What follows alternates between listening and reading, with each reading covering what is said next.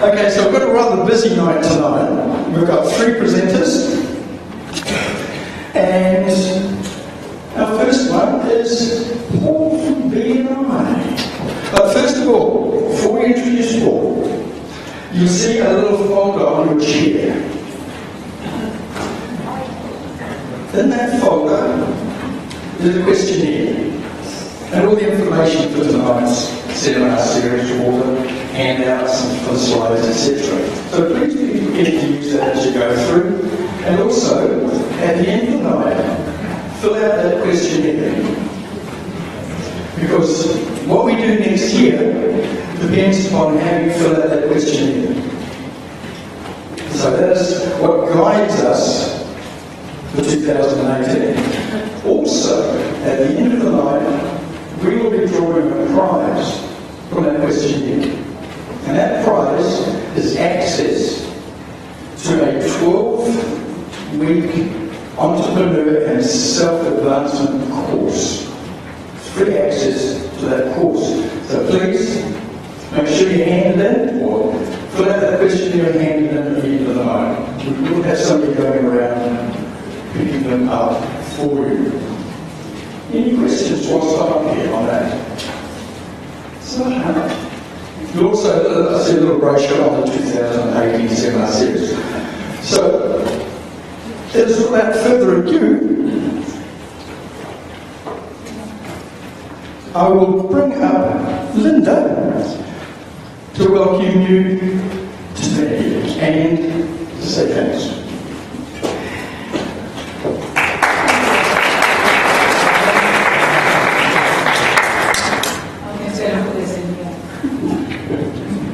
I like to wave my hands around when I'm speaking. Okay, can I begin by acknowledging the traditional custodians of the land on which we meet this evening and pay my respects to elders, past and present, and extend that respect to all Aboriginal and Torres Strait Islander people. Welcome to the last of our seminar series this year, and as you can tell, it's been an immense success, and it's great to be here with you. For those of you that don't know me, I'm Linda O'Brien. I have the great honour and privilege of being Head of Campus, Provost Johnson Head of Campus for Logan. I'm not new to Griffith, but I am new to this role. I've been here a couple of months, but prior to that I was Provost Chancellor of Information Services at Griffith. So I've got a well-established knowledge of Griffith, an absolute passion around innovation led through the world of information and digital technologies, and that's kind of the base that I came from into this role. I must fess up that my first career in life was as a teacher, so education runs deep. I'm super excited to be here, super excited to build on the amazing legacy of my predecessor, Professor Leslie Chenoweth, to really embed Logan as an innovative and engaged partner within this fantastic community. And this is great evidence of that. And I'm really keen to see that continue. And as Robin knows, one of the things that I'm pretty keen to do next year is start to talk about innovation across all industries and start to bring in some of our colleagues in health or in architecture or in built environment or wherever they might be, that might help broaden out the program even further and add some more richness to the opportunity, acknowledging the great work that the business school has done. This year's seminars that clearly are highly relevant, hence we have so many people here, everything from finance to metrics to marketing, and clearly your feedback tonight will be helpful in thinking about what that program looks like for next year, but I would be also interested in any thoughts you do have about innovation in other industry clusters that might be of interest to you, because that will certainly be beneficial to me. I think this is just a great chance to build those connections with the community, and I'd be really keen again to hear from any of you. I'm easy to find, Linda.O'Brien, cricket.edu, any ideas you have about things we could be doing through the campus beyond the seminar series that would really make a difference to you and that would help us advance this region, because I think there's a lot of untapped potential here. That's enough from me though. I'm standing between you and the main acts of the evening, so I'd really like to welcome Paul on as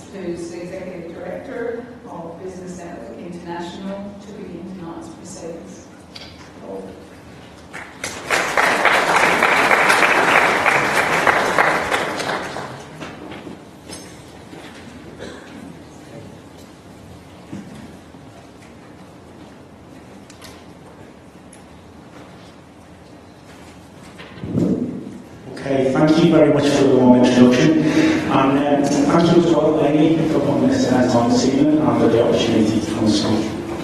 So, you're all experts at what you do. Business school, they teach you how to do business. Networking, it's all about where the rubber hits the road. It's about taking the expertise of what you do, and the end game is to make money out of your interactivity with people around you who may want your products and services. There's certain things you should do, and there's certain things that you shouldn't when you're networking. So the traits of a desperate networker, there are 4 traits, telltale traits of a desperate networker. You need to know it, you need to remember these traits, and you need to make sure you don't do them when you go to networking events. Okay, you ever met a car dealer? You go to a networking event, and they will just be flashing their cards around to everybody. You know, like it's raining business cards. They really don't care who you give them to. To them, it's just a numbers game. They will just come with a pocket full of cards, and they will just dish them out everywhere. You don't want to spend much time getting to know people at all. And, you know, before you know about their products and services, you need to be willing, they need to be willing to learn a little bit about you. So they are a very, very wide network of thousands or hundreds or thousands of people that will be an inch deep.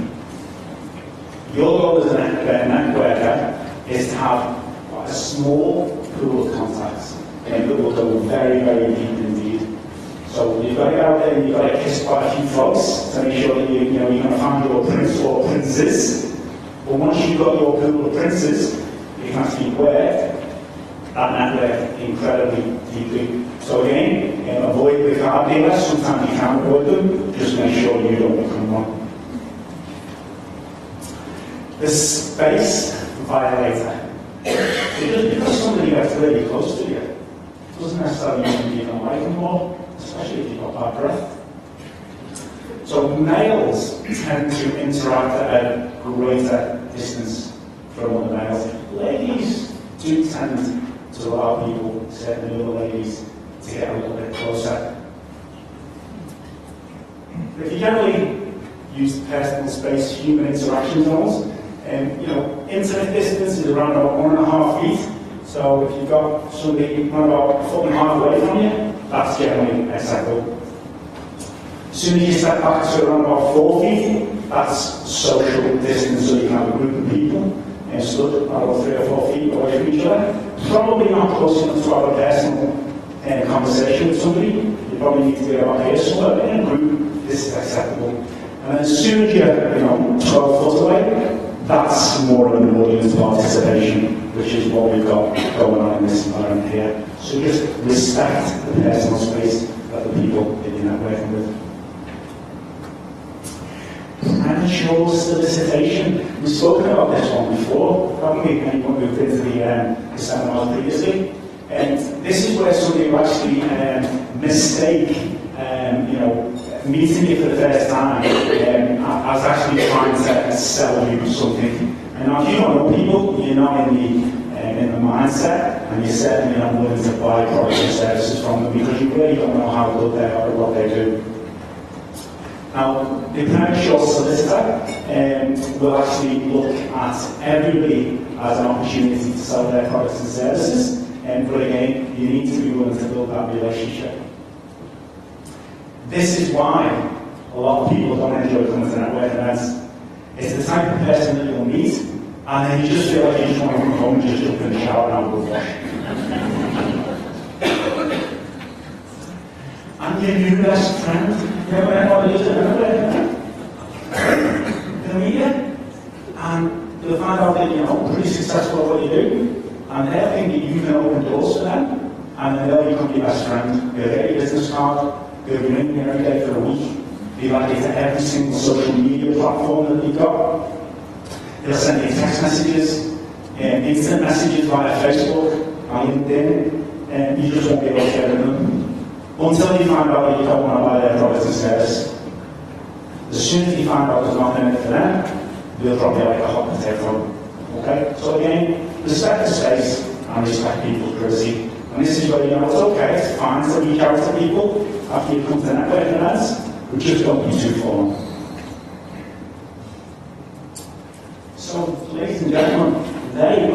traits of a desperate networker. So now you know how to identify a desperate networker, and just make sure that you don't become one when you go networking. Thank you.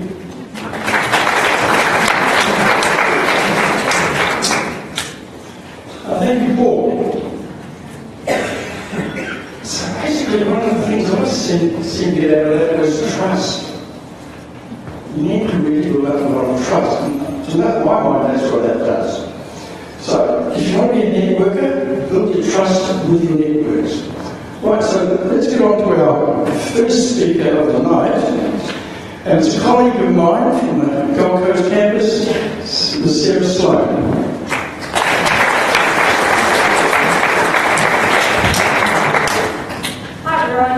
My name is Sarah, and I am a lecturer at Gold Coast campus, as Roland said. He also happens to be one of my PhD supervisors, and for the last 3.5 years, I've been researching how businesses use social media as part of my PhD studies. And it's something that completely interests me every single day, so I can immerse myself in the latest changes, and for the last 3.5 years, there's been so many changes, and that's what keeps this exciting and interesting for me. Now tonight I'm going to take you through a little bit of a strategic overview as to how I suggest that you approach social media use. Now I'm not going to bring in some heavy theoretical models because, quite frankly, they don't yet exist specific for social media. So we're going to draw upon some different communication strategies and basic marketing theory and apply it to the context of social media. Unfortunately, academia is just not keeping up with what businesses want to know. And as part of my lecturing at the university, I was looking for a new textbook to recommend to my students, something that almost gave us a step-by-step guide on how to develop a social media strategy. I found this many textbooks that actually gave us that information. So I thought, well, I don't have time to write a textbook, I've still got a PhD to finish. I thought I'd still put these few steps together for you. So it's a little bit of a systematic strategy that I suggest that you follow. Now the problem with social media usage by businesses these days is that a lot of businesses just simply do not have a plan. They're running on their feet, they're coming up with a new strategy every day. And without a plan to actually follow, you are really going to lead yourself astray. Some of the other issues are that they don't necessarily have good password control and allocating which staff are able to access social media and who has that control in the first place.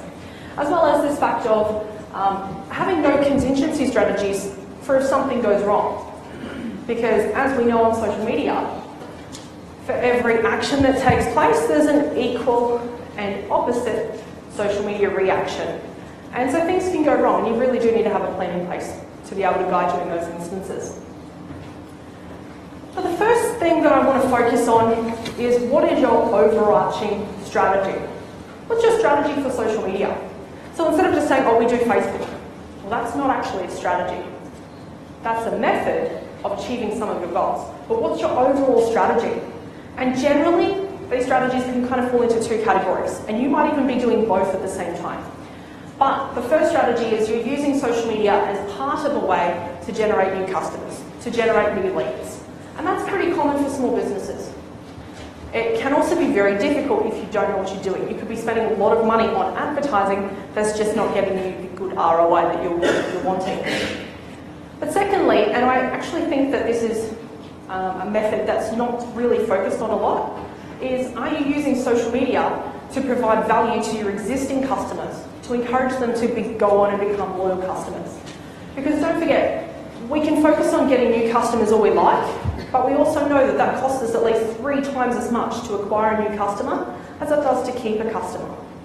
So if you're always chasing new customers with ads and you're not really using social media to build your community, to build your brand, and to use it as a two-way communication medium, then you are really missing out on an opportunity that social media can provide us. So that's the first thing, is I want you to really think about which of these two strategies do you want to use social media for? And in fact, if you want to use it for both, it means that you then need to have 2 separate social media strategies. Because the way that we generate new customers and the way that we generate loyalty with our existing customers is 2 different strategies. And how that sort of works in with this model here, that I want to quickly talk about, is you've probably seen something similar to this before. And they're always changing, so you'll see many different ones online. But this is a basic sales funnel. And you just need to think about what steps does a customer take to a purchase with you.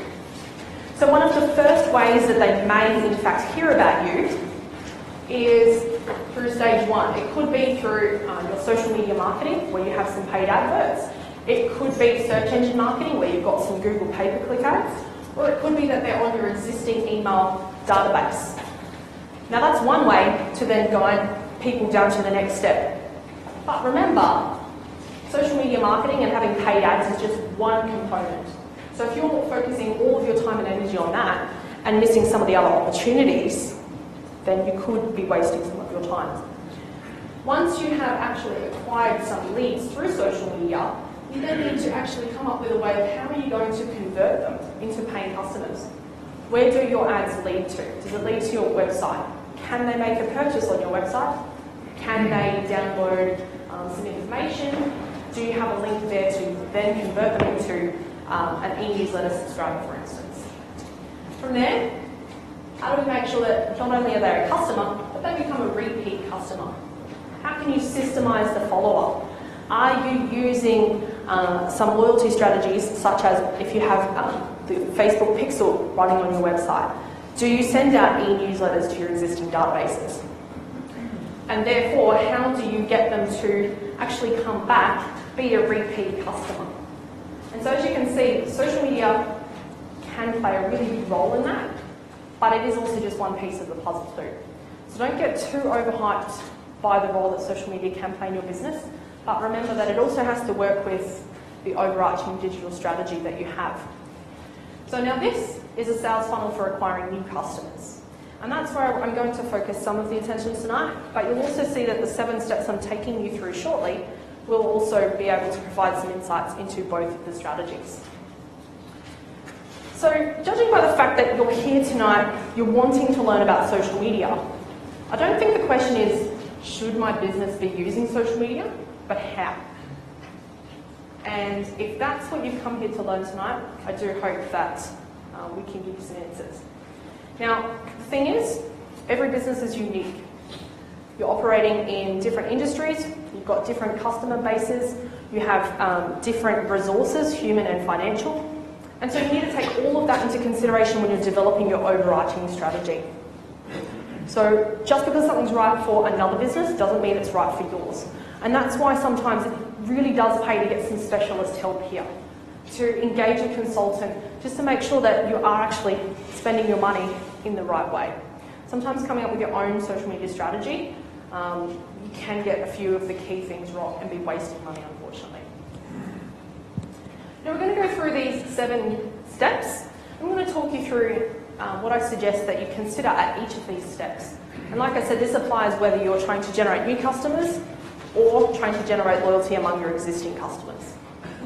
Starting from goal setting at the beginning, choosing your customers, choosing your social media platforms, deciding on your overall strategy, coming up with a schedule, implementing that schedule, and then your evaluation at the end. So we're following a systematic process, almost a set of guidelines that's backed up by a lot of marketing theory, but not too heavy on theory, trust me. So first up, we need to set goals. Now if you're thinking, that's cool, we have a goal, it's written on our wall in the office, our next goal is to hit 500 likes. You're a little bit off track. Now when I say set goals, we do want the goals to be smart goals, of course, but we're not just focusing on getting more likes. If you're measuring your success on social media by likes, by tweets, by how many followers you have on Snapchat or Instagram, then yeah, it's great that you've got those followers, but just because they follow you, or just because once upon a time they hit the like on your Facebook page, doesn't mean that they still care about you. Doesn't even mean that they see the stuff that you put on Facebook because of the latest changes to the algorithm. But let's take a step back for a second and think about before you set goals. What's your purpose of being on social media? How can we use social media? And therefore, how can we generate a goal-setting strategy from that? So you can use social media to connect with your customers, to create that more personal connection. You can use it to appear approachable in the way that a website just can't. Because a website's really you just sending information to the customer. It's very static. Social media should be exactly that, social. And so if you are active on social media, you're putting out an active persona, you appear a lot more approachable, and people don't mind coming to you if they've got a problem before it becomes a huge problem. It also reminds your customers that you exist, and that's a really important one, especially if you sell a product that has got quite a long sales cycle. So if you're only intending to see your customers every 6 months, every 12 months, like for their car service, they may actually forget who you are in between those each 6-month car service. So if you're constantly reminding them who you are, you'll be the first business that they think of as soon as they have a need for your product or your service. You can use social media as a form of market research to see what your customers are wanting. You can ask your customers questions, they can give you responses, and McDonald's does this all the time. How do you think they come up with all the latest burgers? Social media has a pretty big role to play in that. And of course, social media can be used to generate leads. There's just one way. So once you've decided why you're even thinking about social media in the first place, you can start to set some smart goals. Now, the key here is they need to be measurable, and they need to have a timeline. So you need to know how often you're going to measure, and I suggest at least monthly. And I also suggest that you steer away from what's known as vanity metrics. So that is likes and shares. Instead, focus on measures of engagement. Because if somebody actually cares enough to comment back to you on Instagram or Facebook, or if they care to retweet something on Twitter, or if it's your LinkedIn page and they care to offer their own opinions back to you, it's a lot more valuable than just having somebody that likes your Facebook page. So really think about what key metrics you're going to measure, and really steer away from likes in terms of how many people are just following you on social media. Now, once you know what your goals are, you need to think about who is your ideal customer. Who's your target market, in other words. And you may have a few different target markets, and that's okay. But again, for every target market that you've got, you need to have a different strategy. So you might be able to clearly discern that you've got 2 key target markets, and one might be best served on Facebook, one might be best served on LinkedIn. And so therefore you would need to have some different strategies to serve each target market. Now, once you know who your target market is, either through looking at your own databases of your existing customers, you can also look at Facebook Insights to get an idea of who currently likes your Facebook page, or you can do a little bit of a rough guesstimation and do some analysis on the broader community and start to look for who you would like to target. Remember that just because somebody already likes your Facebook page doesn't mean that they are your ideal target market. And then really start to narrow down your choice of target market as well. Because when it comes later to, say, running ads on Facebook, if you've got a really broad target market, it's going to really affect your ability to reach the right people and put your message in front of them. So know your target market first. If you don't know who they are, you can't develop an appropriate social media strategy. Next up, choose which platforms you're going to go into. If you're not yet on social media, just choose one. Just completely nail one platform before you move on to another. Don't try and start out on every single platform, because what you might find is that it's just a bit of a waste of money. You might find that you're spending so much time trying to schedule across 4 different platforms when you're really only getting some good ROI on one. So work out which platform you want to begin with and then expand from there. But the platform that you choose, so the social media website that you choose, whether it's Facebook, Twitter, LinkedIn, Snapchat, whichever one you choose is going to be based on where your target market is. Because if they're not on that platform, there's no point investing your time and money into developing a strategy for that platform. So if your key target market is young millennials that have got quite a bit of disposable income, Snapchat could be a good fit for your business. If you're trying to reach stay-at-home mothers for beauty products or getting their nails and hair done, Facebook's probably your best bet. But you need to know who your ideal customer is so that you can then choose the appropriate platform to reach them on. Put yourself in front of their eyes. If you're not in front of them, then you don't exist to them. So we've got Facebook pages. Arguably the most used, very easy to set up, costs nothing to set up but your time, but it does allow you then to start running ads on the platform. Some of the biggest issues that I see with small businesses using Facebook is that they're not appropriately using cover images or videos, because you can now have a cover video, or a profile picture. So quite often, they're not thinking of the fact that the profile picture is about this big when your customer sees it in their newsfeed. So you need to make sure that your logo is very easy to read. It should be your logo. It shouldn't be a picture of a person unless that person is recognisable. But if you like following McDonald's, you know that, yeah, that big M is really easy to see.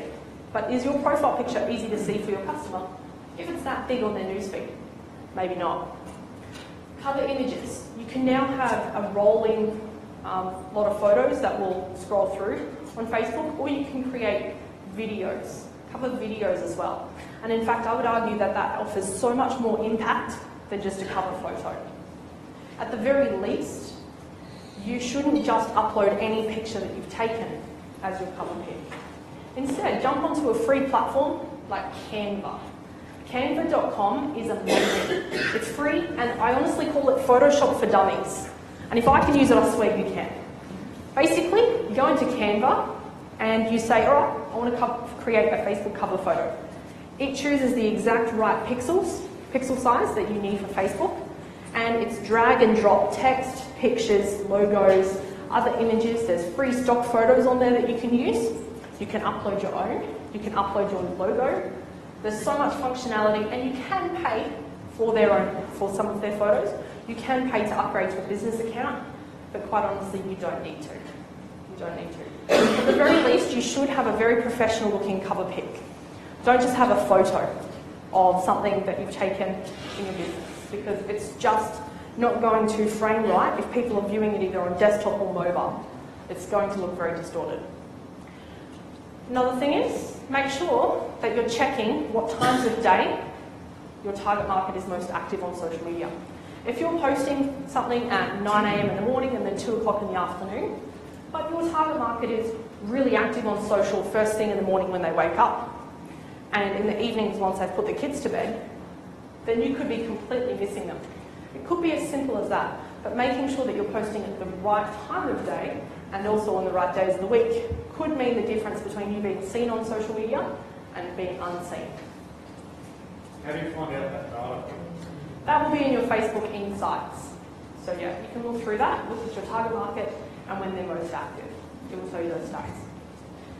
And another thing to consider is that you really should have a plan about Facebook for the weekends, because stats have shown that on the weekends, that's usually when Facebook users are most active.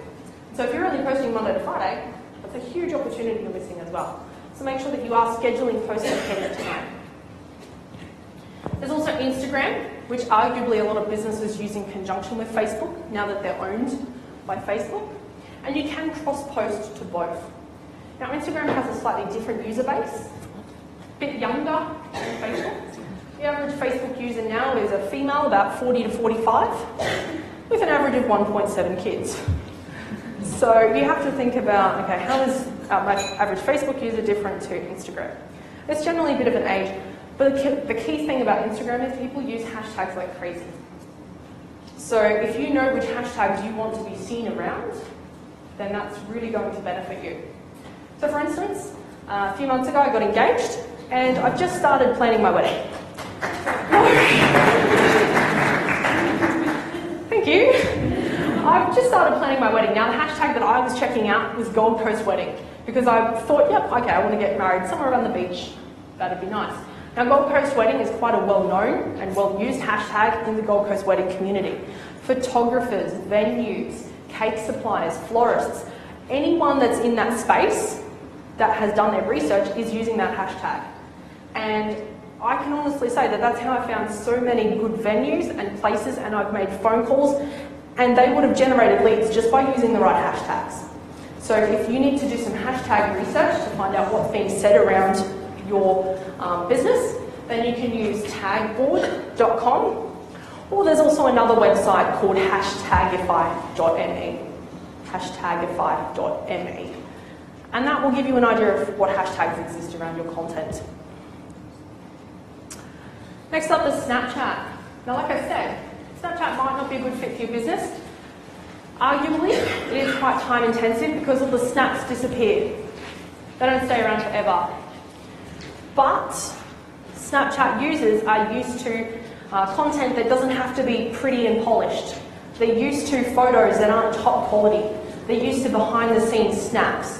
But the average Snapchat user is about 19 or 20, which makes me feel really old. So again, consider who your target market is. Now, Snapchat is great if that's your target market. It's also great for doing cool things like reveals. And they are adding more functionality over time. So you can now link back to your website, whereas even 6 months ago, that wasn't possible. People used to have to say, you know, go to my website, which is ... And it just took up a lot of extra time on social media snaps. But yeah, it's great for generating buzz. It can encourage people to go to your other channels, but the insights are very, very few and far between with Snapchat. So it does still have a way to go for it to be very useful for businesses. There's still Twitter, which is really good if you're in the professional sector.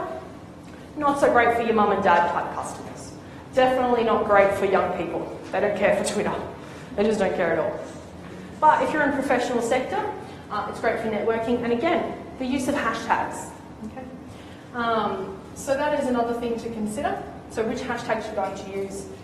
And make sure that if you are creating a business account that you get verified so that you've got the little blue tick next to your business name. And lastly, LinkedIn. If you don't already have a LinkedIn page for your business, then I would suggest that you create one. In fact, LinkedIn may have already created one based on the fact that if you've entered in where you work, it now knows that that place exists somewhere. And so you might be able to claim that back as your business. But it's really good if you are professional networking, if you kind of work for yourself, you're a self-employed photographer, real estate agent, accountant, those sorts of people. It's really great. And you can join LinkedIn groups around really niche topics. Like I'm a member of some of the social media groups, and I pick up so many links, white papers, the latest research. It all gets sent to me. Now, once you know which platform or platforms you want to be using, this is where you have to stop and decide what's your strategy or strategies. Consider what resources you've got, what your overall goals are, how many people you've got available within your organisation to actually bring it to fruition. So if you don't yet have the money to run Facebook ads, that's okay, but put a lot more time and effort into curating content that is more likely to get shared so that you can then get exposure that way. If you are focusing more on the fact that you're a photography business, then you want to focus on more of the visual elements, that Instagram might be better for you, Snapchat might be better for you. But this is where, I was saying before, every business is going to have a different outcome at this point here. But decide on your overall strategy, make sure it's right for your business. And now, come up with a schedule. And this is that aspect of planning that so many businesses don't make the time to do. Because quite simply, social media is very time consuming. So time consuming writing out a Facebook post. But if you're doing it as you go every single day, it takes even more time. If you allocated a block of time every Monday morning to sit down and write a week's worth of social media content, schedule ahead of time, it will be a lot more efficient. If you did it on a monthly basis, even better. And if you don't already have a quarterly calendar that you look at for different holidays, different possible events that are in your industry, like upcoming conferences, all these sorts of things, then you could be missing out on opportunities. So don't just post on a day-by-day basis. Come up with a schedule and make sure that what you're posting on each platform can correlate with the other ones as well. Next up, focus on the implementation. So know who within your business is an admin of the social media accounts, who has password control, what happens if they leave the organisation. Because let me tell you, there's been a lot of rogue employees doing the wrong thing. How do you think Donald Trump got taken off Twitter recently? It's true, rogue employee on their last day at Twitter. Took him down for about half an hour, I think. So you need to have a plan in place as to what happens with these employees. Who's in charge? Who monitors them on a Saturday or Sunday? Do they get paid extra? Does it then fall to you? Who's in charge? What happens if you get a customer that makes a complaint? Customers want answers, responses ASAP. So you wouldn't want to be leaving a comment that comes through Friday night until Monday morning, because by then something could have blown up on social media. So work out your implementation, create a system, write it down, put it in your operations manual.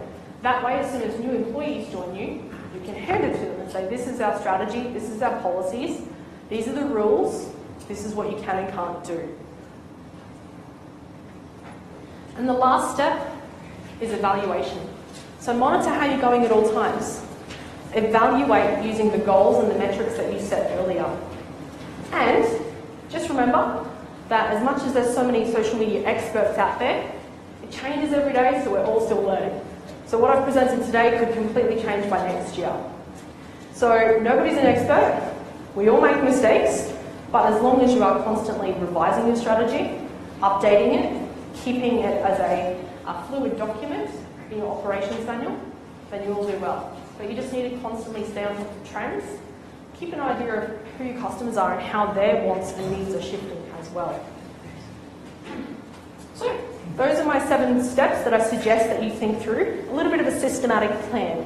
But I do hope that it has helped you think through some of the issues that could come up in the future and got you to think a little bit outside of the box as to what other strategies you could potentially implement in the future.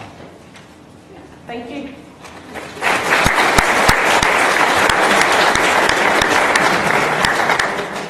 Well, thank you, Sarah. No, social media is definitely not my forte. I was born in the days of pigeons. I really actually keep the best of them, not be told off for it. Okay, well, what I'd like to do now is call on David Bateson from My Marketing to come and have a chat. He wants to do the same thing. Thanks, David.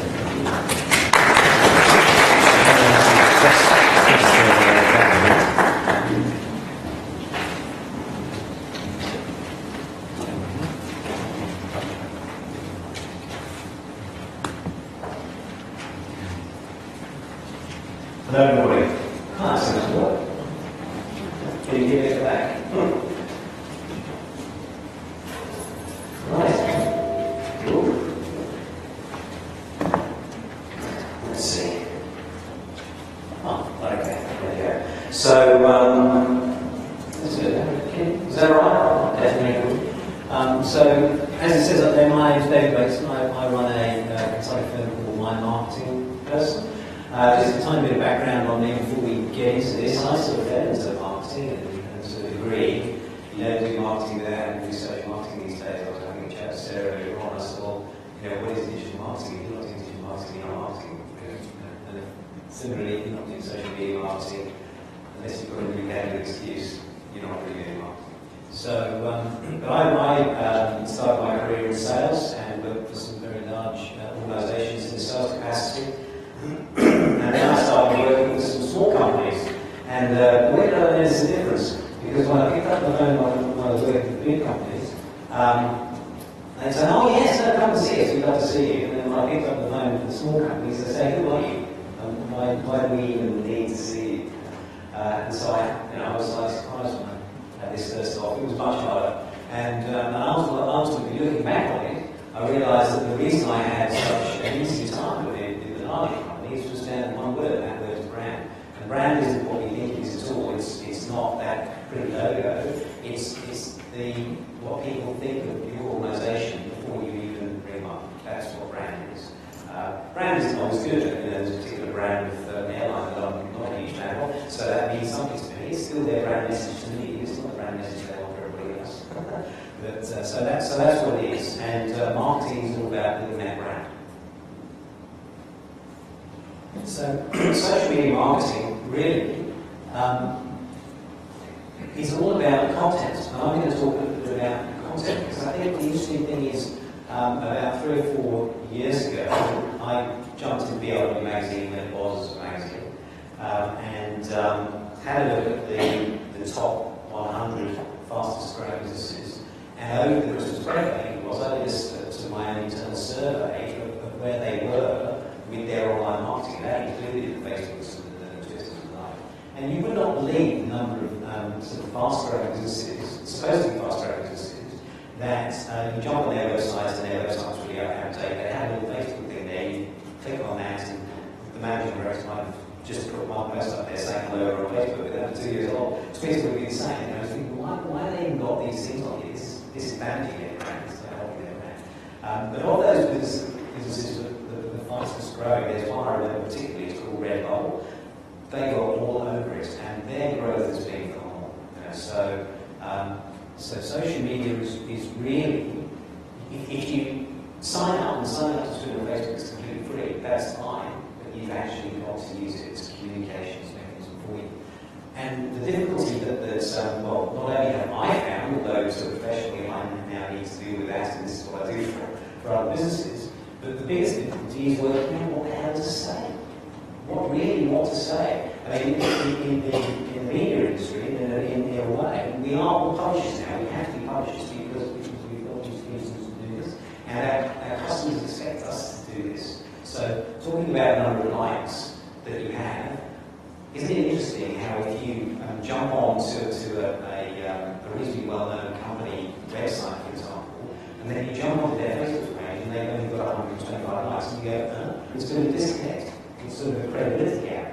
But by the same token, if you jump on a company website, a company maybe you've never heard of, but then you jump onto their Facebook page and they've got sort of 7,500, you go, well, maybe I should look again. It's one of these credibility kind of things. So it's very important not to sort of get sort of addicted to how many likes you've got. By the same token, there's that sort of credibility side of things. So in terms of what social media should really be, it's just another mechanism of communicating and coming out with ideas about what to communicate about. I think it's pretty tough. Now, this whole idea of publishing to generate business is not a new thing. This is the Michelin guide from France. You see the date on there is 1929. This is a really clever idea. Even now, it's a fantastic idea. These guys make tyres. The cars were very new, and they said, right, well, how can we make sure that our brand is in every single load car that is sold? Every Renault, every, whatever it is, Clio or whatever the hell it was back then. Well, they put together a book listing all the hotels and restaurants. So it had two major advantages. Number one, your brand is in the local compartment. Number two, the people that get this, and it was given away for free, to my understanding, to start off with, we're really saying we must go out for a ride in a new car. And so they go out into the countryside and find these wonderful places and then drive back again. What does that do to the tread on their tyres? Great idea, fantastic idea. So content marketing and using mechanisms to engage in a non-overtly sales way with your potential customers has been around for a long time. But it is a bit more complicated today. So many more channels to run through. And this is another problem. When I spoke to Amy earlier on, she said, "Have you got a video behind that?" I said, "No, this is good. This is good versus the same thing." The problem is that, and the old meme is, on Twitter, people are saying they had breakfast. Basically, they're just putting up videos of cats. Now, I'm not saying they'll put up a video of a cat, but I'm saying they do it all the time. So, here's a little slide just about how the content marketing approach helps the sales process. So like I said, I came from a sales background, and so I was looking at ways in which I could sort of fill that funnel at the top. So that funnel that Sarah had, how to fill that at the top, how to engage.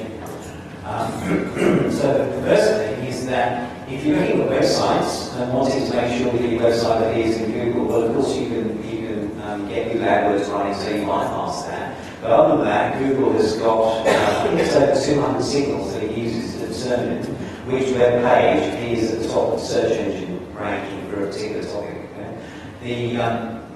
And the more content you've got on your website, and the more up-to-date your website is, obviously,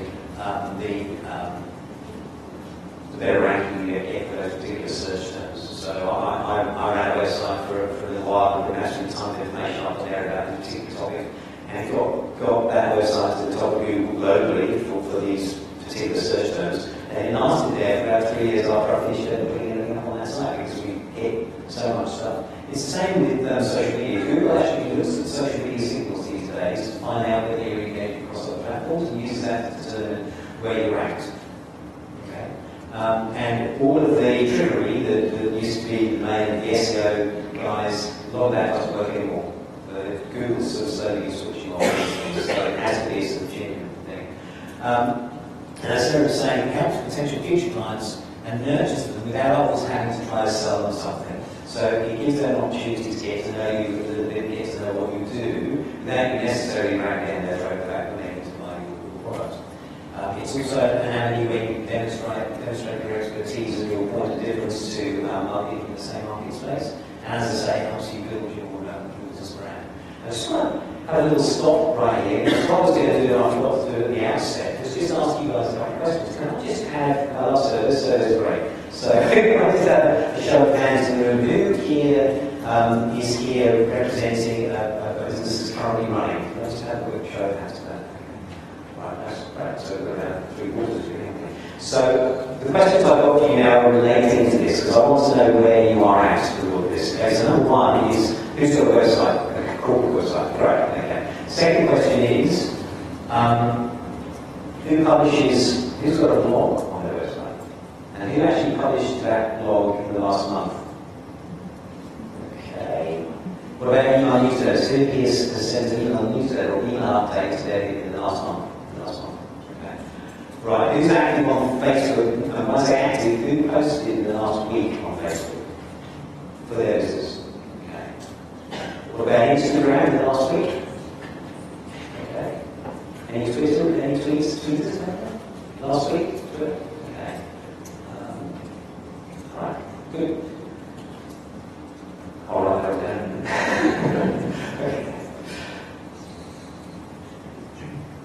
Okay. So here's what I suggest. And again, I'm either doing the projects that I'm running myself, or whether these are projects that I'm doing in conjunction with clients.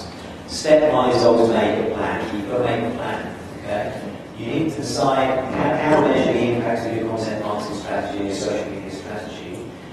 You've got to work out who you're talking to, your perfect clients. And this is, again, Sarah touched on this.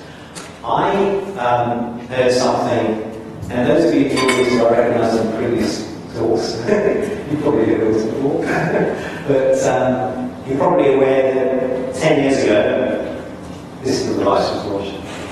And many of you may remember when that happened. That was a big gamble for Apple.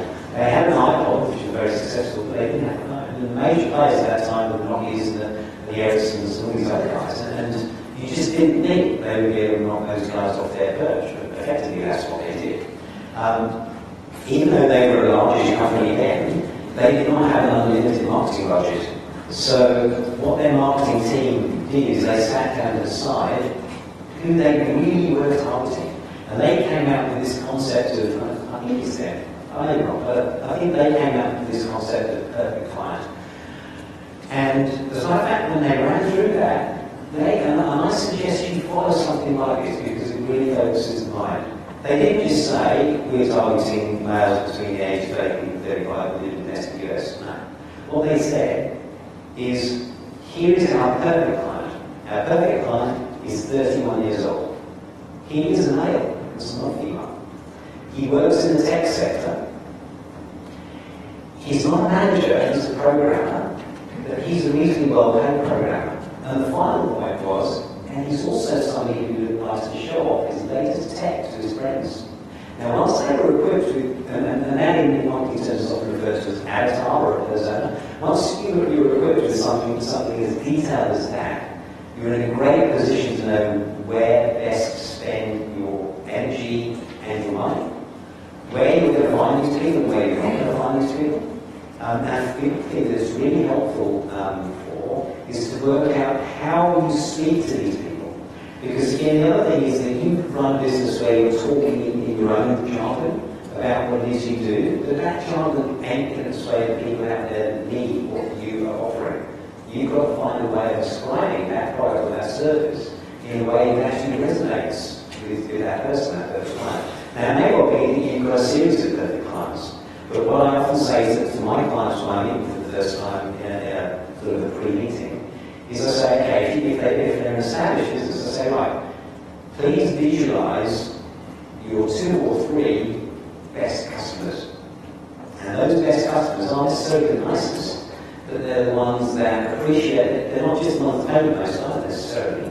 They're the ones that appreciate what you do, that you would say would probably recommend your services to other people, where you do make a decent profit margin out of them.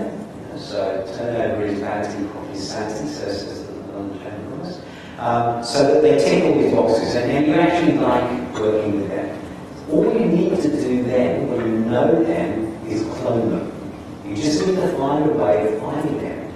And often speaking to them about why they chose you and what influences their decisions, it is really very helpful. And you're also listening to exactly how they describe to you why they use their service, because the way they're speaking to you is the way that you need to speak to their clients that you want to find, if that makes sense. So perfect time is very important, and you can't spend too much time on this. Very, very important. It's terrible from a marketing consultant perspective. You walk in and see somebody and you say, right, who's your market? And they say anyone with a pulse. That's a bit of a problem, because if you want to sell internationally and you want to spend $1 on every person on the planet, then you've got to say really got a budget, probably not. So then once you've gone through that process, allocate resources to the project, and this is time and money. And I suggest that you think in both terms. Don't say it's only time, because you will inevitably need to spend some money, and don't think it's just money, because you're going to have to spend some time as well. And decide what value you can provide to the people with your content.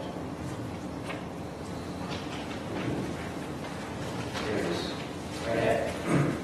So this is step 2 of the plan. So step 2 is create that content, or what is referred to as content curation. And then the third step is tailoring that content to suit the channels that you're using. And when I picked that picture, I thought, hang on a minute. There's actually 2 religious puns in there. I didn't even realise it when I found that in. So make sure that through whatever channel you have, you're actually using the right tone and sort of approach to those customers. Okay. And one of the biggest problems, as I said earlier, is actually deciding what to write about. So I think this can actually be pretty hard. Now, for a couple of years, the major focus of the consulting firm that I ran was actually public relations. Public relations and publicity is really quite helpful for this stuff. Because if you think that the PR side of things is all about trying to influence the journalists, that's why so many journalists go into PR, because they was involved in that process.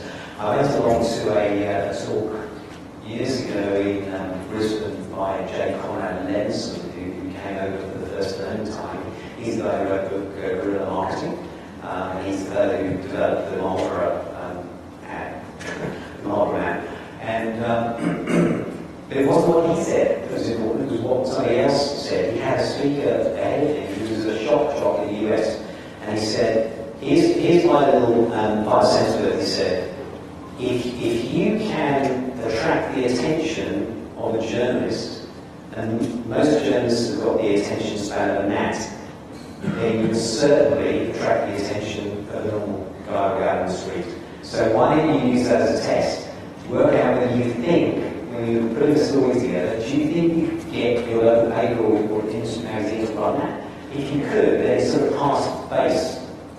So that's the sort of level that you should really be aiming at, because you need to engage people through this process. So here are some of the ideas that we've come up with, just in terms of general things.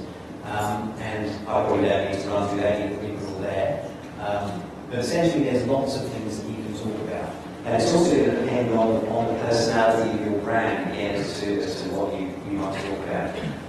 There's a tendency in business, and always has been, to sort of shy away from controversial things. But controversial things can really drive engagement. And the other thing to bear in mind is that you're not looking to sell your product or your service to everybody. I mean, IEAs doesn't expect to sell their mobiles to everybody. They know exactly who their customers are like, and they know that they can appeal to them by appealing to sort of tribe mentality. And in the way all businesses can and should do this, and should be in a position to say, well, you know, not necessarily directly, maybe what you do isn't for you. So it's fine to recognise those differences. So, just in terms of some of the approach that we take to this content curation and keeping things going, my advice to smaller businesses is that you probably need to dedicate a half a day a month. If you can be sufficiently disciplined to dedicate 4 to 5 hours, your phone switched off, uninterrupted, sit down and work out what you're going to say across all of your different channels, then you can just get that all sorted. And if you've got a tool, with social media particularly tools like the Buffer and Hootsuite help with this, then you can actually program it all out. The only thing to be careful with that is to make sure that within reason you can't predict everything, can you? But you've got to make sure that there isn't anything in there that's time sensitive that would appear out of kilter if it turned up on that particular day. Or if there are things where, for example, with the Queensland election, if you were writing something that's going to appear after the 25th of November, so you just got to be aware that if you're programming these things that you may have a sort of bit of mover. But nonetheless, they're very useful tools to use. So this is the sort of approach that we take. And I actually did this morning for a project that I run. I went through most of this process. So the first thing I tend to do is I write an article or a blog post on a website. So the website has got a blog or a news section or whatever it is, and either one or several go up on that. So write it first, obviously. Second thing, obviously, you post it on site. The next thing I do is once I've posted everything, I put together an email that summarises all of those things and I send it out to my email database. Okay? And then sometimes I swap these around, 3 or 4. It's not written in stone. But the next thing I generally do is I post all this stuff on social media. So, for example, I just send out something to a sort of community user type thing. And so each individual story is going up as a separate post on social media. The reason I do that is purely so that I can get the most bang for my buck, and also so that I can get insights on which posts are popular and which aren't. Okay? And then once that little program has finished, within 24 to 48 hours, I'll review the stats and comments. And then after that, because this is very helpful, because it tells you what people are interested in. I met the person about 2 years ago who handled the Courier Mail website. And I didn't know that she was on the speaking panel. I was turning up and I just sort of started chatting to her just before it all sort of kicked off. And she said to me, I'm paid basically on eyeballs. Once you go to the Courier Mail website, my job is to make you never leave. I don't care that you've got a job to do or children to go back to school. I want you to stay on this site. And if you notice the way that it's pretty insidious actually, it's a combination of headlines which sort of lead you in, and then the website itself then starts up serving stories to you that are related to that topic. And the headlines are written in such a way, there's an art to this, that they just draw you in because they're all in. And so that's it. And you have to take something out of the belief of these media professionals as to how you can do this. So in a specific example a couple of years ago, which didn't have the social media in it because social media wasn't the thing, I had a client in the property industry, a very boring topic, but nonetheless important to their customers. And we sent out a newsletter, and we found one of the posts, one of the articles on that newsletter had got lots of readership because it was email driving people back to the website and tell from the email system, what was popular. And it was all about television aerials in high-rise buildings. So on the basis of that, what I did is I framed a news release together and rang up the local journal, on Gold Coast actually. And I said, look, there's a slight problem that all these people that live in high-rises on the Gold Coast, all their televisions are going to stop working. And he said, why? What's going on? Why's that going to happen? He said, when's that going to happen? I said, okay, it's going to happen in 4 years' time. But bear with me. These are the reasons why this is a story now, not a story in 4 years' time. And so the reason I knew that was popular is because I just looked at those stats. And we ended up getting some media coverage based on that. So it doesn't, PR is a bit of a, it's a sort of a, it doesn't always work, let's put it that way.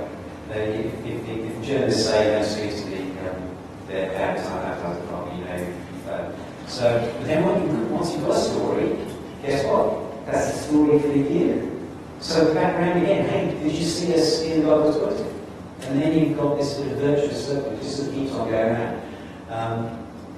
So based on that other slide a little earlier, on the sort of things you can write about, suddenly you've got another thing, which is coverage in the media, or somebody spoke about us, or whatever it happens to be. So I try and focus myself on that, because what it does, and this is the other thing, you can choose one channel to communicate, but when I was in sales, I was always told that you had to have 7 touches. That was the old rule. You had to have 7 touches with a prospect before they actually consider buying from you. Well, the latest statistic I had was it was more like 14. Really, that's what you need to do with marketing. As long as you're clear, there's clear targeting. And remember, it's not just purely them, it's also the people that influence them. So I met up with a surgeon. I did a bit of work for a surgeon about a year or so ago. And I said, well, what do you read? How can we influence you to get the message out to other surgeons? It's not too easy to do that. And in the end, when we really drilled down to it, it turned out that his biggest influencer was his wife. And so they sit, he was prepared to tell me this, they sit together reading at night before they go to sleep. And she would tell him things that she'd seen in newspapers and magazines that he never think of, but then he'd go, oh, that's interesting. So because she was the influencer, it was also, from a marketing perspective, targeting her, even though she might be a little bit difficult to target. So, yeah, that's it, those. I think we're taking questions at the end. Yeah, okay. So, that's right. There's just one last thing I want to leave with you guys. You have a lot of time? I've still got a lot of time. One more minute there. The other thing is getting all of these things to work together. I think that's really important. And the case study that I'll leave you with is one out of Canada about 3 years ago, a company called Staples. Staples is like the equivalent of Officeworks here. And the chief marketing officer of Staples was watching his 2 teams sort of almost come to fisticuffs about which one was better. So they had a digital marketing team and they had a print marketing team. And both of these teams said, no, why are you guys talking on print, why are you guys talking on digital? And he said, okay, we're going to settle this once and for all. We're going to divide our database around into 2 halves, and then we'll just see who wins, okay? But here's the thing. Here's the kicker. He didn't divide it into 2. He divided it into 3, okay? 1/3 just got print, 1/3 just got digital, 1/3 got both. Which of those 3 sectors performed best? Both, by a factor of what? That's 6. But it was still a factor of 6. The print and the digital were about even Stevens, but combining them. So if you think of all of this social media, all the other things you do, email marketing, blogging, PR, it's the combination that gets that message out. As long as you know who you're targeting, the perfect client, combining all of that gives you the best outcome. It's just a question of finding the time to do all that. That's it, thank you.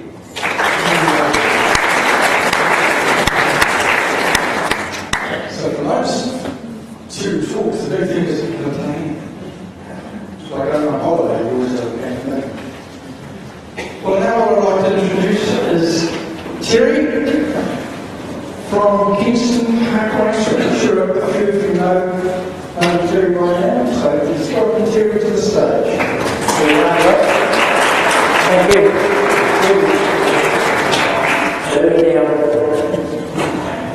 Of course, right, I was standing going, all right? Sleepy bunch. How you going? Yeah, come on, wake up. We're going to give a bit of fun, eh? I usually have a little opera this morning, but I'm going to do it. Great, we start with the end. Try that as well. Look at that. Alrighty, now listen, I'm going to challenge myself tonight because what I started doing was putting something together for the skills that I do, and some of the simple stuff right at the beginning of this talk tonight, you've probably seen it, you maybe haven't, but it's relative. It's like talking to your wife. If you don't listen to the first part of the conversation, you've got no idea where it's going. Is that right? Is that right? So I'm going to give you some of the stuff you already know. But most importantly, some of the stuff which is really quite basic is everyone says here tonight so far, don't take it for granted. It's the simple stuff. It's the easy stuff that sets it in motion, okay? So we talked about where I'll start. We'll talk about knowing your product and knowing your audience and all these wonderful things and planning your approach. We've talked about it tonight already, so I don't need to go over that again. But if you've missed that, you've got to start listening because that's where it starts. You can't build a house without a foundation, can you? Doesn't work, right? You need a plan. And then where are you going to, this is important, where do your customers use social media? Are they Twitter? We talked about that. Are they Instagram? Are they Facebook? What are they? So you've got to know what demographic you're talking to because you've got to find out that certain demographics use certain social media. Alright? And if you're talking to 2 or 3 in my game, I talk to a lot of age brackets. I talk to CEOs, I talk to PAs, I talk to 30-year-old kids having birthday parties that mum's paying for, and anything in between. So we work with a lot of different ones. So can you segment that audience? That's what I have to do. That's what I have to do. And is there a best time of day or night? Who thinks it's a good time of day or night to talk to a 30-year-old or an 80-year-old young demographic? Now, are they going to be different to mum who drops the kids to school? And is she going to be different to dad who goes to work at 7 component 7? When dad gets on Facebook too, he gets on social media. When does dad do that? When it's all over. So if you look at my statistics at work, which I have a lot of this particular presentation, it is actually amazing. It goes up in the morning, would you believe it, like 7 a.m. it goes up, and then it flatlines all day, and 9:30 at night it goes to sleep. But they're not the same people. And that was the first trick that I had to bring out, is I thought, well, this, everybody loves me, they're all talking to me. But they're not. There's different groups coming and going during the day. Okay? So I grabbed some of this on census. Does everybody be on the census side? If you haven't, this is all I've done here. Because I need to put some facts in front of you, right? 80% of people are using Facebook. 80% of them in Australia. And it went up 10% last year, from 70 to 80. So I'm going to talk tonight predominantly about Facebook. But I can tell you that Facebook is not the only way I communicate with my customers. Obviously. You've got these slides already, yes? See good? 60% use it most days. And of that, I think it's about 30% use it 5 times a day.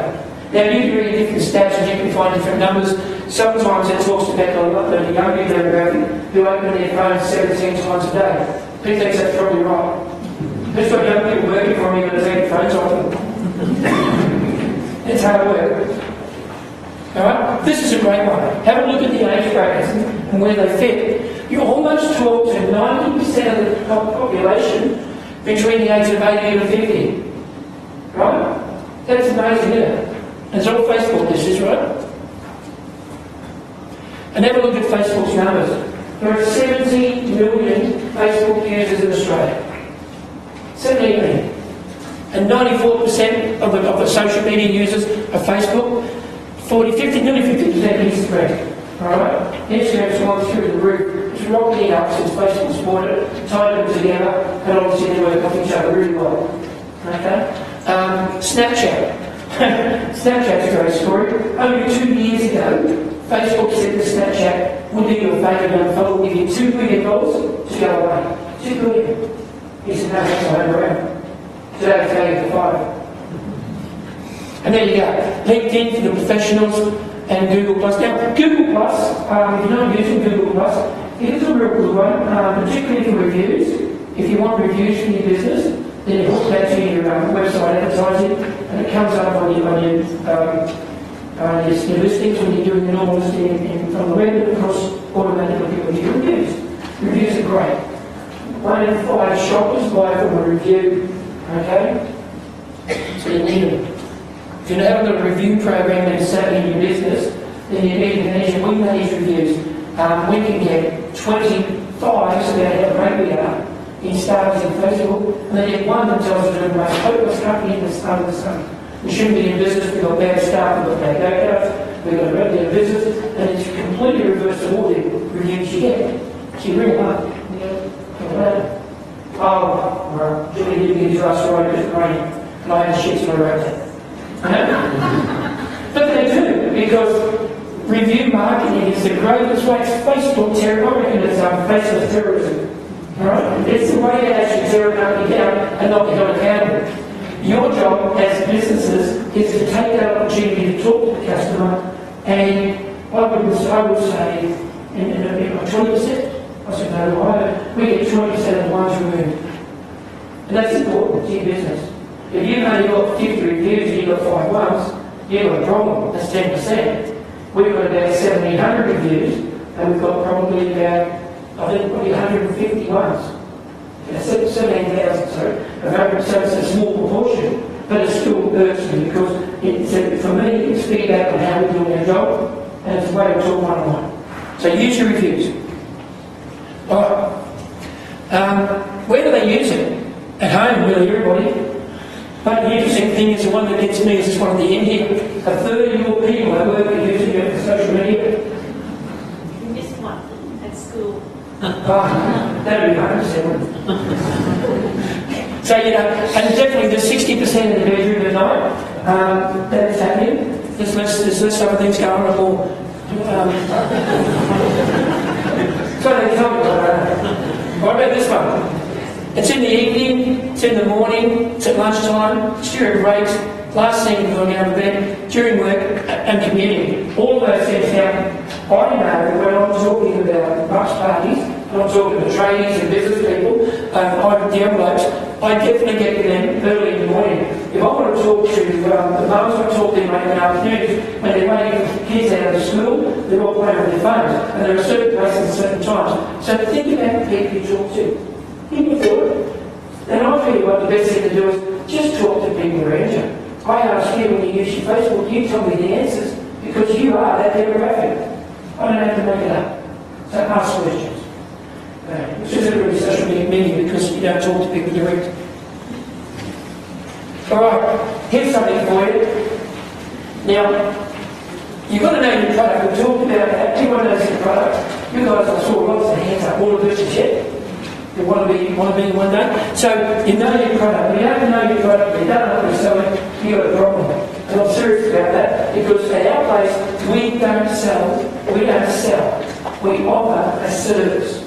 If you have a need for a party, a bus party, a kids party, a corporate event, then we have the venue and the expertise to put that together and do it well. Right? So we don't sell. Because if that's not what you want, that's your us to call, and we'll move on. You got me? So you spend a lot of time with people who want to talk to you, and not as much time chasing what's done. And that's exactly what social media is all about, isn't it? Working out who wants to talk to you, working out who you want to talk to, and getting some sort of connection happening. Right? You've got to have a great website, haven't we heard that already? If your website is boring, old, out of date, nowadays and they're not working that website, then you know what? You should go there 9 to 5 job is a lot easier. And that's your next very well. Everybody who you talk to should be on your website. Do your reason. Yeah. Right? Your website is your digital brochure. You attract them through radio, you attract them through marketing, through Facebook, through Twitter, through whatever you do. And where do you drive them to? You want to land them on your website. So although half the room didn't put their hand up, so you missed it. Right? You didn't get it because that's the only way you're going to communicate with them in social marketing. You've got to get them from out there into here. And into here is your website. Now, once you get into your website, what's really important is you get a good plan. Now, who uses Google AdWords? You should all be using Google AdWords. Can you tell me why do you think you should use it? Give me a plan. Yeah. Because it's a way to just get our message out there. It's a great big net, isn't it? You stick a word out there, the word could be going for me, and it attracts your attention. You click on it, you come back to the website. Now you want a bounce rate of 30% or 40%, that's fine. You get a bounce rate of 99%, then you're talking to the wrong people here. With you on that bounce rate thing, they come to your website, and they go 100% later on a meeting, that's a bounce. Now, if they do that, then you're going to change your AdWords. If you get the right AdWords, and they start spending 2 or 3 minutes on your website, your digital brochure, and then off they go, you've got their attention. And there's something that I haven't written up here, and that is you put a Facebook pixel on your website. Who uses pixels? Okay, good. Get yourself a Facebook pixel. It's not hard to do. What Facebook marketing will tell you how to do it. Once you get the pixel on your website, the person, once they leave your website, go back and play on Facebook, what do you think they're going to see? They're going to see my name. They're going to see your name. And they're going to do it probably 2.5 times. So rather than looking at other stuff, you'll pop up here, you'll a couple of days later, you'll pop up here. And if you happen to click on that, Facebook will start to work out that you've got an interest in that, and it'll start to do some numbers and bring it up more often. What a great idea. Alrighty, so that was the intro. I'm just warming up, there you go. Alright, so I've got a couple of different notes here, I'll just make sure I don't skip that part for you.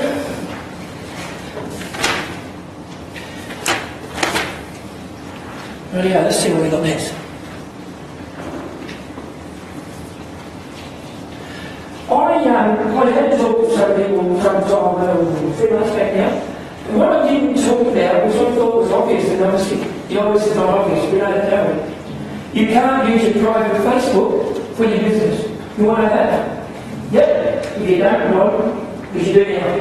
Alright? Because your business Facebook allows you to get likes and allows you to communicate with the likers, get followers.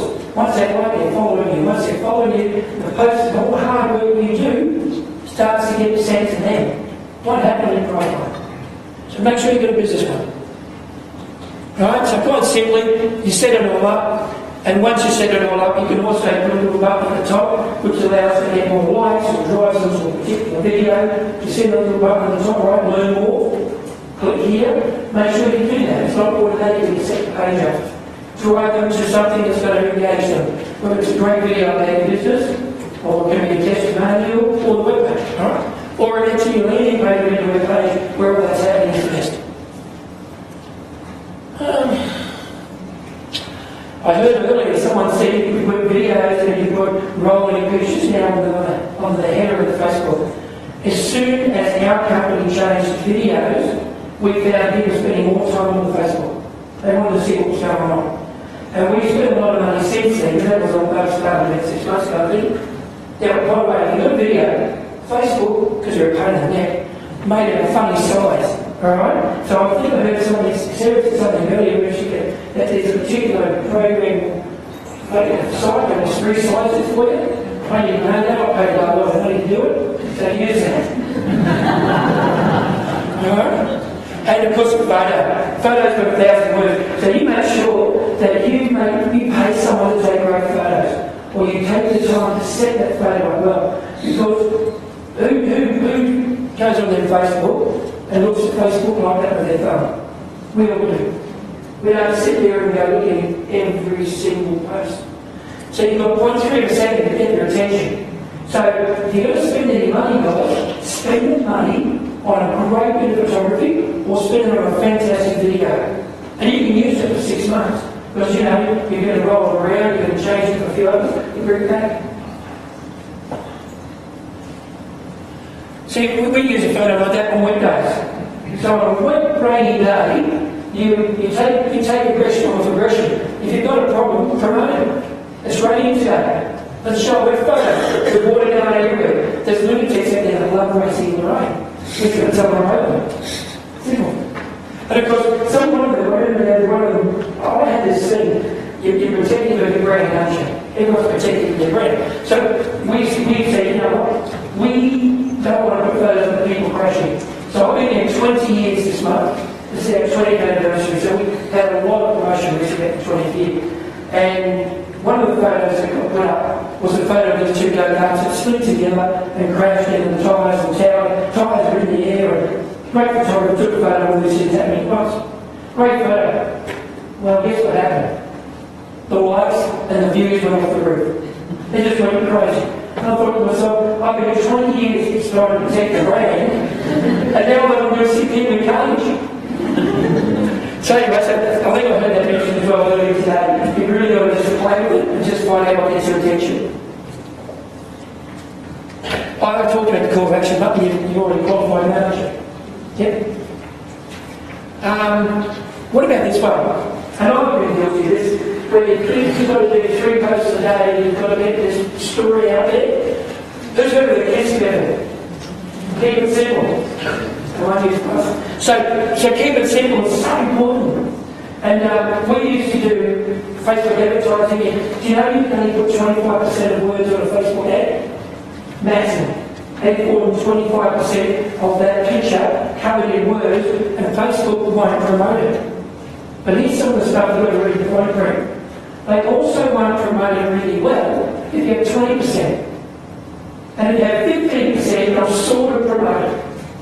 Alright? So when you get down to a very little bit of print, almost none, they'll let it go. So then you've got to start using your ad manager. Who uses ad manager?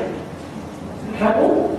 If you haven't used ad manager, I suggest you spend 1 hour, that's all it's going to take, just 1 hour on Google learning how to use ad manager. Because what ad manager will do for you, it will number one want you to put a really, really cool image. The big, good image that you pay for.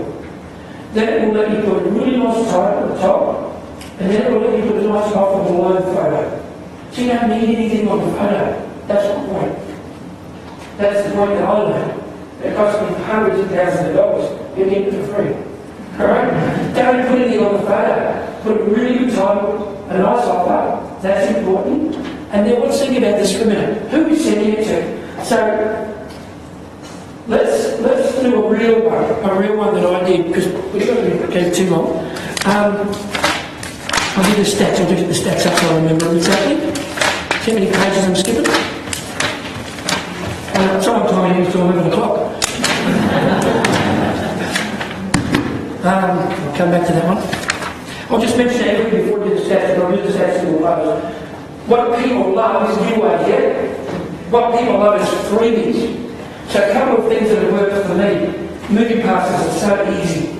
You buy 5 double passes, you stick it on your site, you say, just because you're a follower of ours, why don't you, I appreciate you, I want you to tell me the name of the last Prime Minister of Australia. And I'm going to pick 10 out of that. What I'm going to do is going to get 100 entries, and all you're going to do is like, share and comment. Like, share and comment. Why do you want that, you think? You're going to do likes, yeah? Okay. Comments are good for? Engagement. Yep. And why do you share? Down it goes. Right? So measles, off it goes. So isn't it simple to see that why you get a movie pass which would cost me $20? So I've got 5 of them, $100, and you could easily get yourself 100 comments and shares. Somewhere between 80 and 100. I've seen it so often with our demographic. Now it may be a little different if you're talking to 70 to 80-year-olds. It might be a little different if you're talking to 30 to 80-year-olds. But if you're talking to 20 to 50-year-olds, they'll go to movies. Okay? So this is one simple thing. Freebies and giveaways. If you're not using it, introduce it. These are simple things. Simple things. Right up. Let's talk about this ad manager thing that we did recently. So what we did, we were playing with numbers. We, for a while now, been doing videos because we know videos work. Then we started doing video introductions. And that's where it's going to open the screen. And I had, did I say I had less than 3 seconds to get their attention? Has the opening script scene got to be good? It's got to be good. It can't be just some go-kart. Yeah, right. more in-house, right? So we use the crash seed, we obviously grab that, we grab some of the water seed, we grab check-inflated finishes, whatever we can find, podium finishes of champagne, the people find for there. The first 3 seconds of what we do is all full-on action. And then we only have these things, people watch our videos and average 27 seconds. So when we throw things together at 32 second volt, on average, we get 27 seconds of viewing. When we started, we were getting 12 to 15 seconds.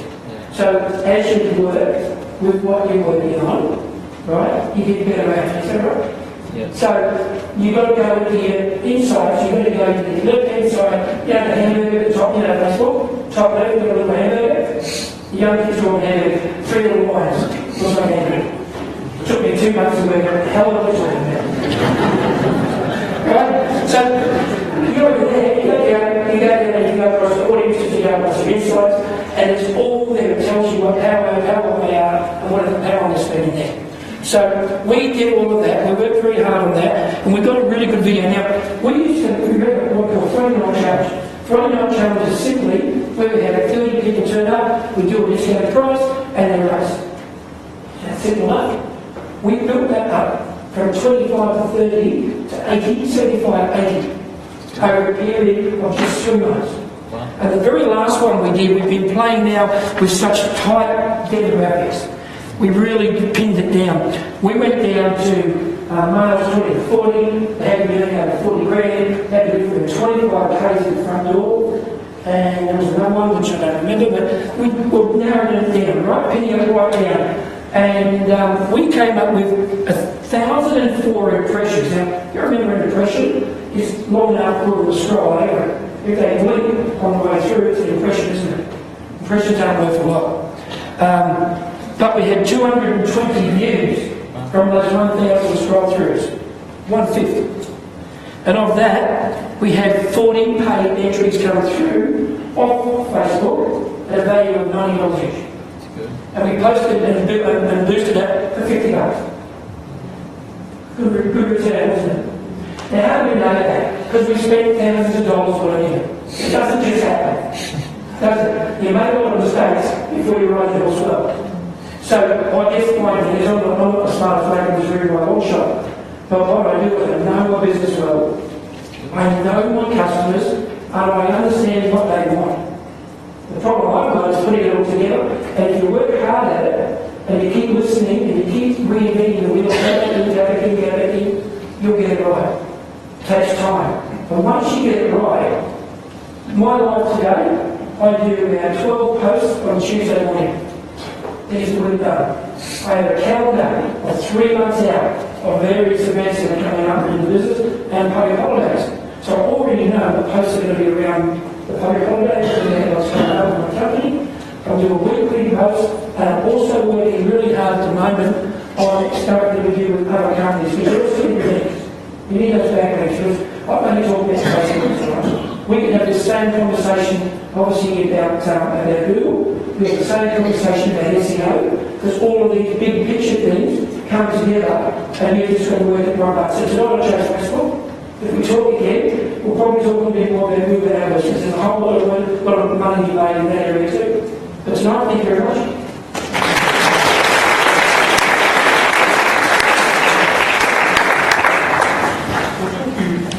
Thank you, Terry. We'll invite Sarah and David back, and we're going to have a Q&A session. So, we'll just get this other microphone going.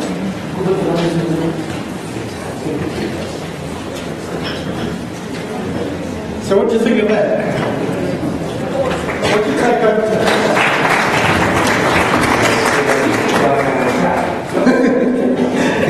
Okay. Any questions out there?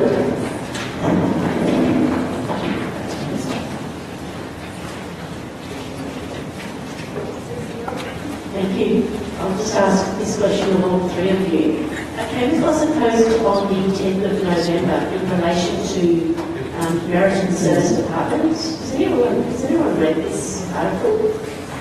So this is that merit and service departments could end up being fined many millions of dollars after being found guilty of engaging in misleading or deceptive conduct by preventing guests posting negative TripAdvisor reviews on their accommodation. So my question to you is, going forward, so Mr. Burkhart, you said you kind of hit the negative reviews or that, but what do you see coming through in the future if we can be fined or businesses can be fined for misleading and deceptive conduct in hiding bad reviews? Well, I don't know if I said I hide them, but that's what you said, I hide them. No, I think that what we do deal with, once you can't beat, you can't beat it. But it addresses every single one. In fact, you know what's with social media? It's about being social. So you can't go in there and say, bugger off, I don't agree with you. That's not going to go anywhere. Ask them for an opinion, and half the money will come back to you. But the people that are sitting at you questioning in a good way, in an open way, will go, oh, okay, they're going to make mistakes and they're addressing it. That's actually Yeah, that's right. I think in the case of merit and service departments, what they were doing was, in their own databases, they were changing the guests' email addresses so that then TripAdvisor wasn't advised of who these customers were with negative reviews. So in that case, it was deliberately being deceptive, and I guess that's why they found the burden of proof was against Meriton. But Terry's absolutely right. I mean, quite often the purpose of responding to a complaint is not to deal with the actual complainant, but for all the people that then come along after and are looking at how you try to handle it. And generally, I mean, in the case of handling a negative complaint or a review of some kind is, I mean, you give them one response, and anything after that, if they're going to keep coming back negatively, you try and take it offline. So one response back, and hey, we're really sorry to hear that. We certainly don't want that. So we'd really love an opportunity to fix this with you. Please email us at this address with your names or a phone number so we can contact you. And so you've got to try and take it offline as soon as possible. Otherwise, it can really just go into a he said, she said, and it can hit all-time lows, which is not a good look for the people that will look at that over time on social media. Yeah, I probably don't have a huge amount to add to that. I mean, I know social media is just sort of communication, is just for everybody listening to it. Okay? And I know from just traditional sales that sometimes you can have the toughest person, but if you're able to deal with that, to sort of either help behind deal with it, you can't expand. And I think that's what you had with a couple, Terry, didn't you? Yeah. But the other thing is that you've also got to think about who your brand personality is and respond in the right way. And do you know what? I read a magazine called non-magazine or Smart Company Corrective, and they often have small business owners who reacted in a way to maybe lady breastfeeding or kids playing around, whatever the case. It's a common thing. And do you know what? People generally have sympathy with that business owner if they take a reasonable approach.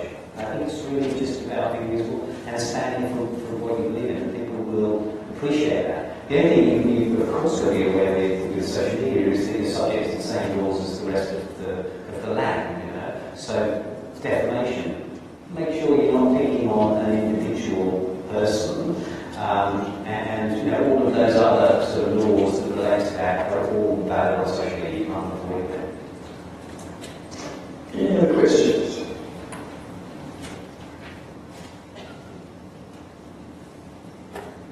Hello, Nico. My name is Sally. Thank you all for your presentation. That was excellent. David, my question is probably more directed towards you in relation to the overall marketing budget. I'm just wondering if you might be happy to share, say, a percentage of an outcome. If you're looking at how much you should spend on marketing or social media in general, would it be something like 30% of the revenue you intend to generate, or how do you work out how much to allocate to not only a social media budget but a marketing budget? Yeah, well, there's a particular concept that I'm very fond of called lifetime customer value.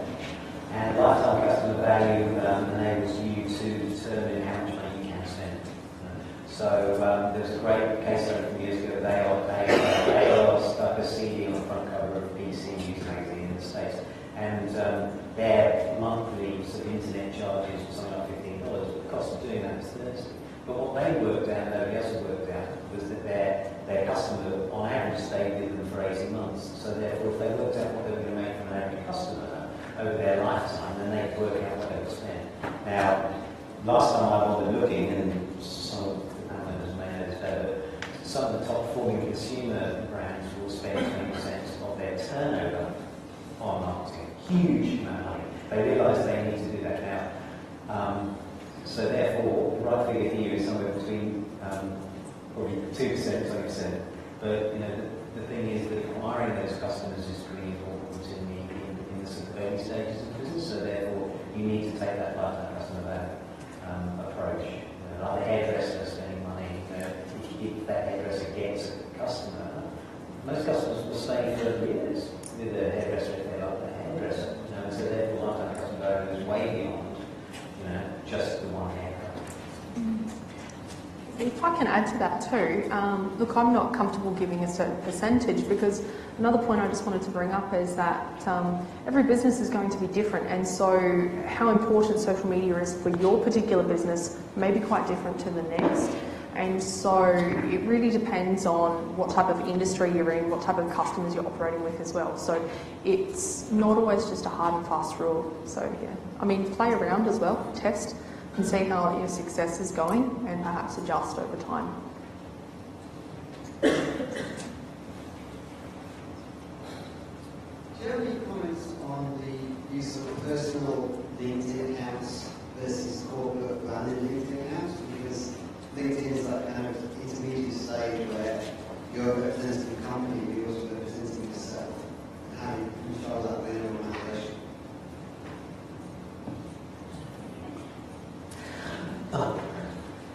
That's a tough one. I think it is, because the corporate players are no longer there.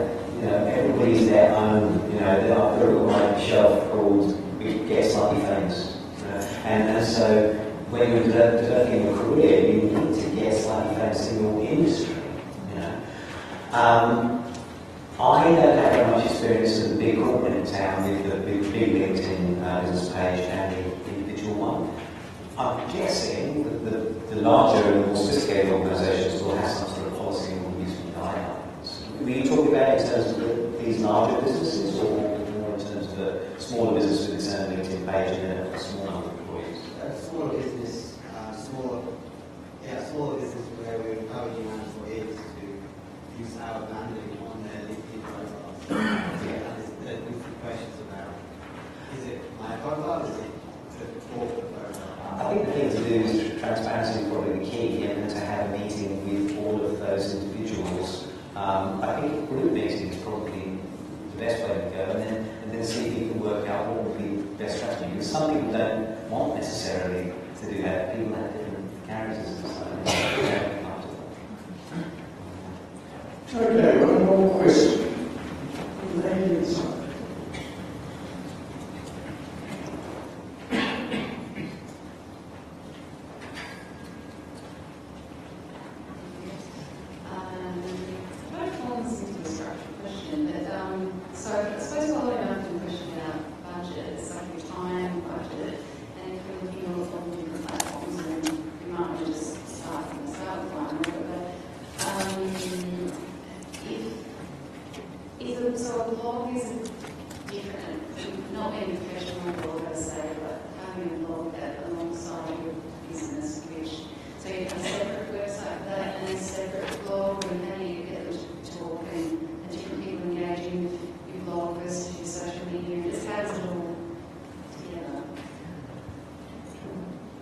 To just say, I think in this case, David was talking about having a blog posted on your site for SEO purposes.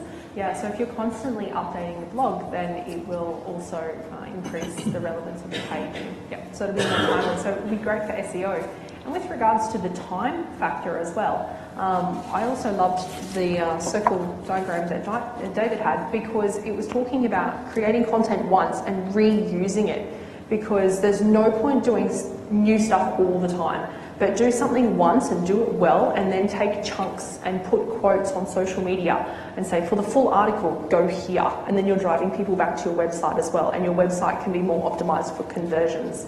And then you can put it in your email newsletter, and in the email newsletter have links to your social media and to your website and so on. So you're kind of creating one lot of content and reusing it, and so you're going to get so much more bang for your buck that way, and drive traffic to your other sources to eventually work them down into through the sales funnel. Okay, question. So if you're blog posted on your website, what does that mean?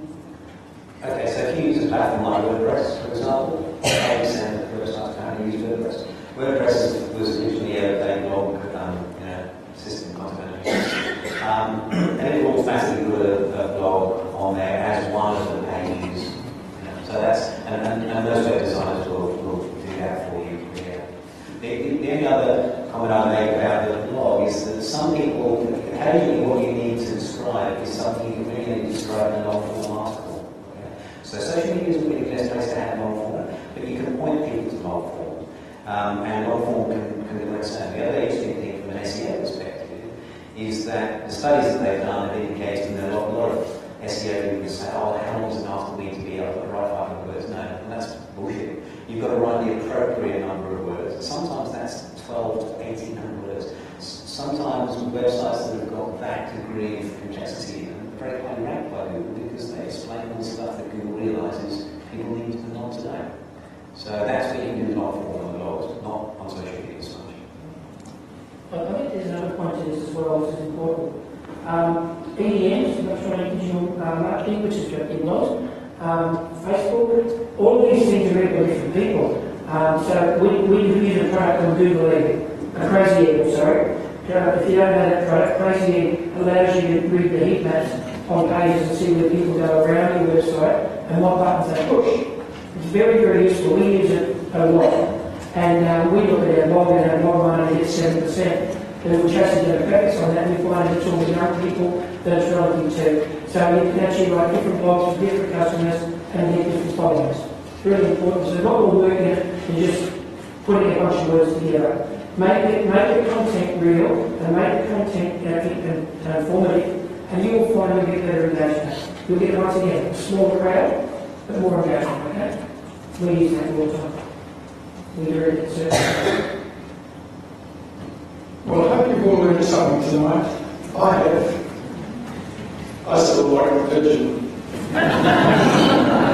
So, why don't we congratulate our three speakers tonight? Thank you very much.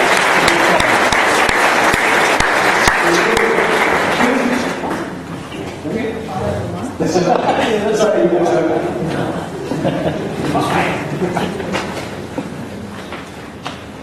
And whilst I'm doing that, if you can fill out your evaluation forms, please, because then we can start drawing the prize.